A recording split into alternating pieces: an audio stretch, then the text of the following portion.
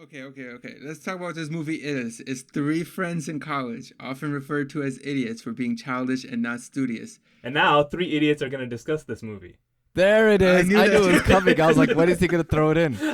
And I'm like, maybe he's gonna throw it in the beginning, right off the bat. No, he brought it in, perfect timing, and So here we are, these dude. three Yeah. idiots, not us, but the ones in the movie, have not been together since their college days. But then two of them are looking for the third one who played a significant role into who they became in life after they left college. Farhan, can you tell us about your experience with Bollywood movies? This is our first one, and obviously, True. given our cultural backgrounds, this is not something that's really foreign to us. But I take it that you have some strong opinions. I wish that you guys could see me right now because I'm covering my eyes with my hands because I can't believe that we're about to talk about this movie. My experience with Bollywood movies, I don't know. I don't care.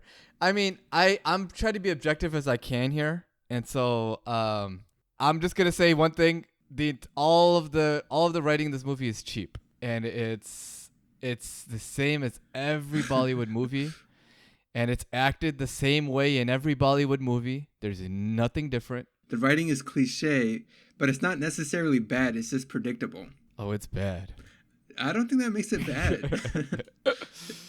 I don't necessarily think that the fact that it fits a mold is bad. I mean, there is something to that, right? They have kind of a distinct style that is prevalent, in that culture for the film, the film industry in that culture, and I think it fits that mold and it feeds into that mold in a certain way. I mean, that's not different than kind of your typical.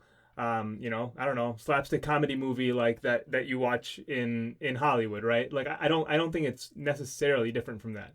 So you're not wrong. Here's we'll give a good preface to all like 10 of our listeners. If you've Wow. never seen a Bollywood movie, it is for a certain crowd, which is a very antiquated crowd. That film is not really a huge passion of theirs. These corny slapstick comedies, those are the people who watch Bollywood movies. So you're completely right in saying that this fits the mold. That being said, I'm being objective as a somebody who is partaking in a film podcast series to talk about writing in its art form. And I'm sorry, there is zero art. I'm gonna say in this in the writing for this movie, really in the movie, to be honest with you, just on my opinion. Okay. Does it do what it's supposed to do? Yeah.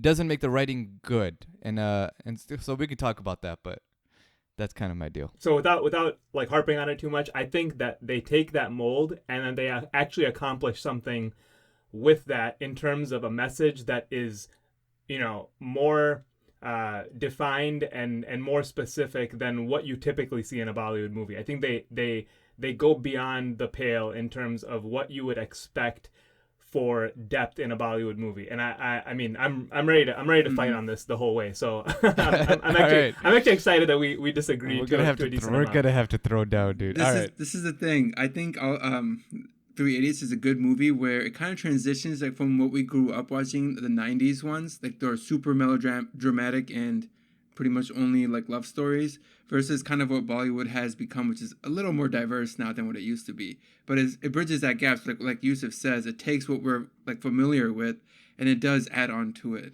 Which is not, you're not incorrect about that. I mean, that is true. This isn't, Bollywood is changing, and you see it in this movie. You definitely Yeah. do, that they're taking a little bit more of a modern approach, a less cliche as it is a less cliche approach. It's not, this is not a love story at its core. I would say it's not a romantic love story, at least I would say, at its core.